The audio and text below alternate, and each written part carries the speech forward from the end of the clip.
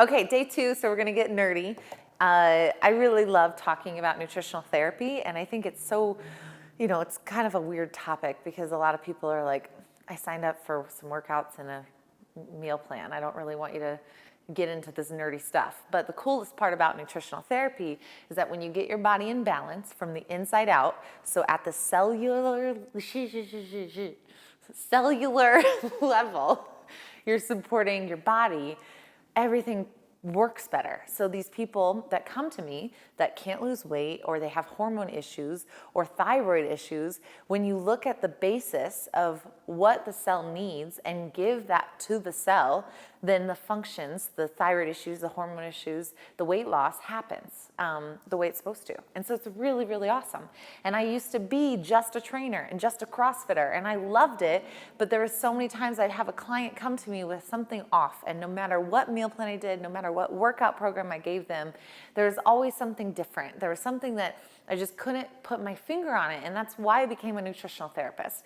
So I'm telling you all this because that's a big piece of this challenge, is to help you guys understand that it is so much more than just eating right and working out. There's so many different factors, and the coolest part about it is when we look at eating higher fats, we can really get a lot from the fats that we eat. And the reason this is important is because our cells are made up of fats. So there's a phospholipid bilayer that actually creates our cell.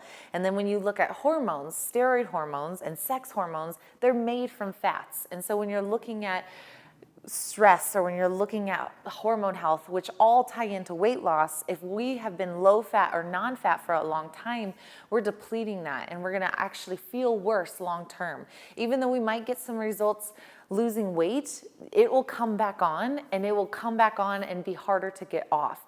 And so I'm so adamant about this high fat lifestyle because of what it can do to our systems and what it can do to our body and our energy.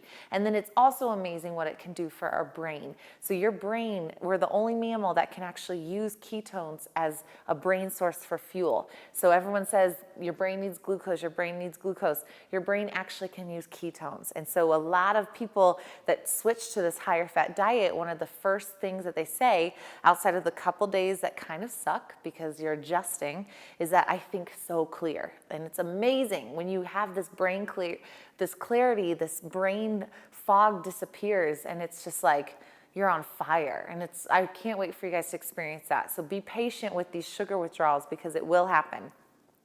What I want to talk about, though, is this is something I see all the time, and this is something that I was guilty of doing in these challenges years ago before I even got into nutritional therapy, is that fat digestion is kind of tough. And so if you've been non-fat or low fat for a long time, and now all of a sudden you're increasing your fat macros, you can cause a lot of gut trauma, meaning your body isn't digesting those fats, and so your stomach, your small intestine is like, what are you doing? And this can be really toxic. This can be really harmful to the body.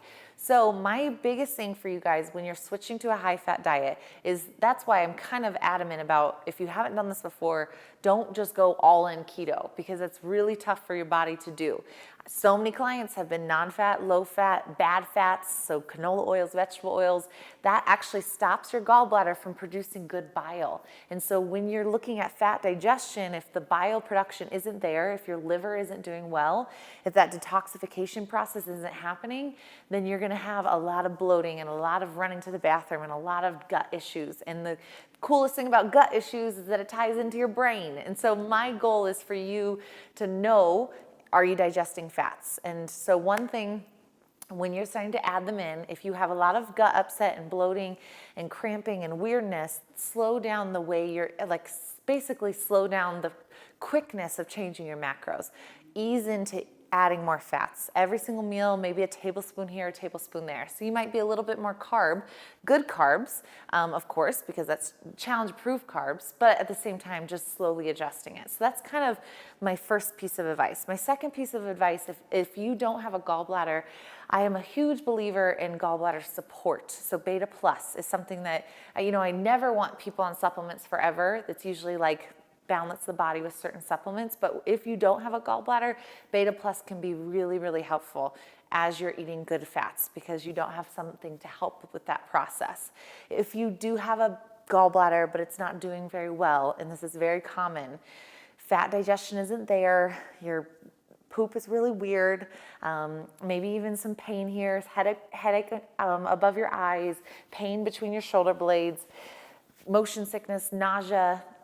All of those are kind of symptoms of gallbladder, and then I believe in a gallbladder support called beta TCP and super oxycell. And I'm just saying this because this is something that comes to me a lot. So long story short, when we're eating more fats, make sure we're digesting them. If you have some gut upset, slow down the rate at what you're adding in fats. Be smart about it, because it's not just that you have a stomach ache, and we'll talk about this more in depth in more videos. It's your body is actually telling you something, and the way our gut is, it controls everything. So your gut connects to your brain, and when you look at depression and anxiety, if we have a gut that's kind of distended and not doing its job at absorbing nutrients, our whole body will feel the effects of that. So that's my talk on digesting fats. Make sure you're doing it. There's also, I have a gut challenge if you really have some gut issues and you want to really dig in. Digestive enzymes can also be really helpful for breaking down foods, including fats, and then betaine plus can be really good at breaking down proteins and carbs for you. But that's kind of a whole different story that I've talked about in some YouTube videos on Ask M, and then also if you need more on the gut challenge. But my goal for you today, tell me, do you feel like you digest fat well? Have you tried a high-fat diet before?